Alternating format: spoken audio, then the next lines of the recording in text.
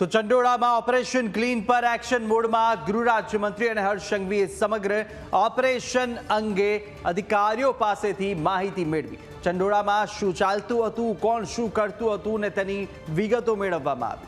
Drugs, દેહ વ્યાપાર સહિત ગુનાખોરીની પણ માહિતી મેળવી છે।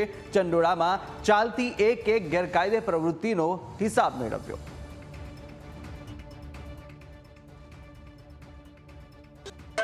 कुल मिला के 1.25 लाख मीटर में जो हुआ था वैसे कार्टन लोकल नहीं पकड़े हैं सभी ने स्थानीय पुलिस के भी और सर हम रेगुलर कंटिन्यूस ड्रग्स पकड़ा था ही गया तो पूरी इकोसिस्टम सेट हो मतलब आप कार्टल को पकड़ने जा रहे हो उससे सियासत नगर से ही पकड़े गए थे वो चारों चार और लास्ट हमने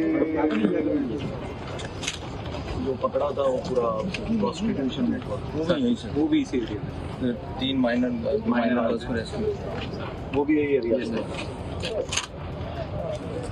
और मनी लॉन्ड्रिंग वाला केस भी सर यहाँ से पैसा इकट्ठा करते थे शेल कंपनी खोल के बांग्लादेश निशाने का भी हम गारमेंट्स के माध्यम से।